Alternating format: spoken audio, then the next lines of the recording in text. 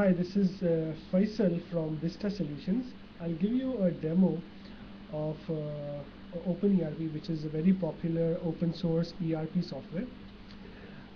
So this is basically a web-based, it has both a client as well as a web client. So you can just use any web browser to access it.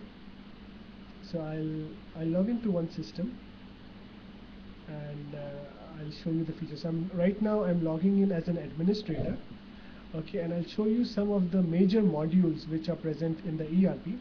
So it has human resource, financial management, stock management, purchase management, manufacturing, sales, CRM. So these are the various high-level modules. It's a very modular architecture. So you can essentially download modules or sub-modules and install it as per your need. So I will, like any good ERP, it has information in a very structured way. So these are all the list of my suppliers or my partners, and I can have them as customers or suppliers. And if I go and see the details of a particular partner, all the logical information about him is stored in one place. So I can see all the transactions which I have done with this partner, and it's all logically linked. So with that background, what I would do is I will show you a flow of a very simple purchase request, how it flows through an organization. So I will log in as a purchase manager into the system. And so each, based on their role, each user sees various options based on their role. And so since it's a purchase manager, he sees only the purchasing role. So these are the options available to him. Purchase management, to see the purchase orders or create a new purchase order. I've created some shortcuts here, so I can directly go for my routine task. For this particular user, he can just go and click on it and start his task. So we are right now encoding a purchase order. So I'll add in the supplier name. So essentially I can click on this button and search from a list of suppliers, okay, or I can directly type in the first few characters, and when I tab, it searches for the right match and fills up the related information from this particular supplier's record.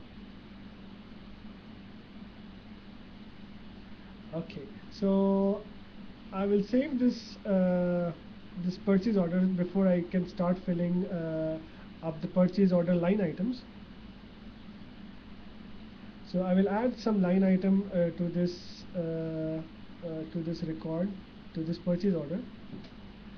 I can select from here, or I can just directly type in a few characters and it will find the information. If it doesn't find it, brings up the screen where I can filter the product which I want.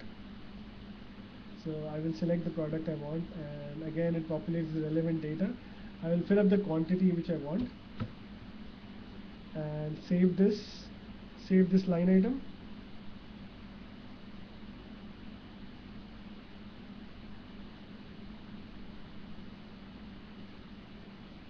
And close this record. So at this point, what I would do, I would want to show you some of the features of this OpenERP system. First one is it has an inbuilt process management engine, which will give you a graphical flow of how the process is flowing. So this purchase order request, you can see, I directly started for encoding a purchase order. This brown line shows me where I am currently in my document flow. So it gives me a graphical representation of where I am in the flow. Another good feature is, with any step in the process, all the documents related to that process, you can just directly click on it and access the document related to that process. So when I clicked on this, it showed me the purchase order. When I go forward and when I have invoices, these links will come up and show me the invoices for that particular for this particular flow. The gray items are the ones which will not happen based on the workflow I chose. Again, this brown arrow, I can actually click on it and I can confirm, I can process it further from here. I can actually, confirm this process, but I won't do it. I'll go back to the purchase order and confirm it. So I'm just confirming this purchase order, and we'll see this graph change. I'm just refreshing my screen, so you see this arrow move to here, which shows that we've moved to this particular phase. Now, again, I would like to show you this attachment feature, which is a very nice feature. Any document, any object, you can attach as many as files as you want, as many attachments. So it will be stored with that record. So say I want to attach with this purchase order, it could have been a purchase request or something. I can just attach anything to this particular document and save it with this record. And so I'll just cancel this request, and whenever I want, I can open that record and see the attachments with this particular object over here. Again, it has this tool where you can make an output document. This could be your purchase order request from your supplier. Again, we can make these custom documents as per your requirement. So I'll go back to this and assume that it has been approved by a supplier, that he can supply it at the particular rate at the particular time. And I will open this product screen to show you what effect it had on our products. So we ordered rectifier transformer. So if you see our rectifier transformer, the real stock is still the same, but the virtual stock has increased by 5 because we are expecting it. So it's not in our hand, we've not received it, but we would be receiving it. So that is displayed over here. So now the purchase manager is done and he logs out from his screen. And what I would do is I will log in as the stock manager.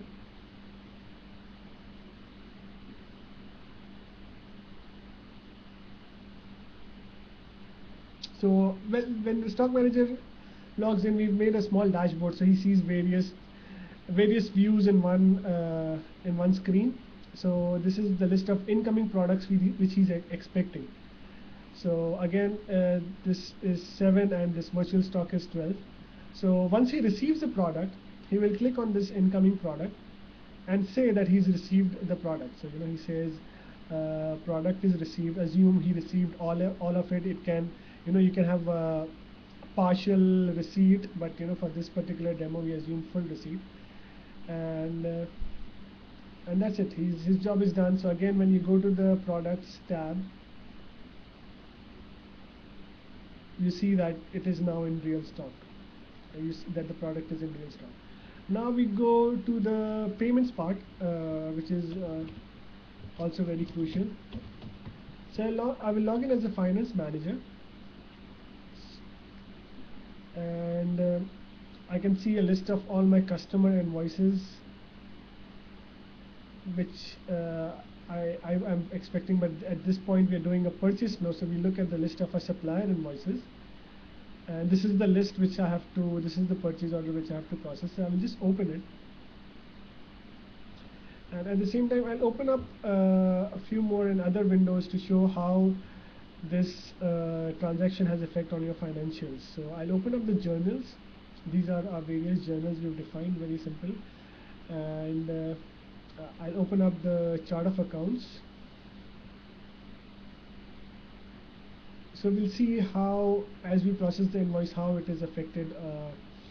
So I've set it up. Obviously this can be set up in very different ways. I've set it up so that we pay the invoice once we receive the goods. So that's why once we receive the goods, it generated this invoice. So again, the finance manager will validate it, and once he's validated, you can see, I'll just refresh my screen to show you that this entry has been made in the purchases screen. And if I see my purchase journal, it would reflect in that journal. my purchase will be reflected in that journal. Now I have to pay that invoice. So essentially I click on this action item menu from the right and say pay invoice. I put a name,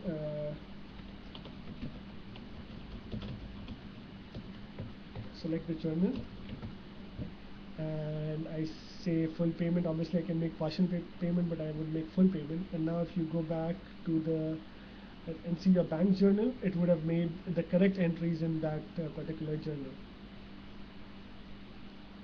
So these are the entries which were made. So this is the end of the purchase flow. In the next video we'll show you how a sales flow will work.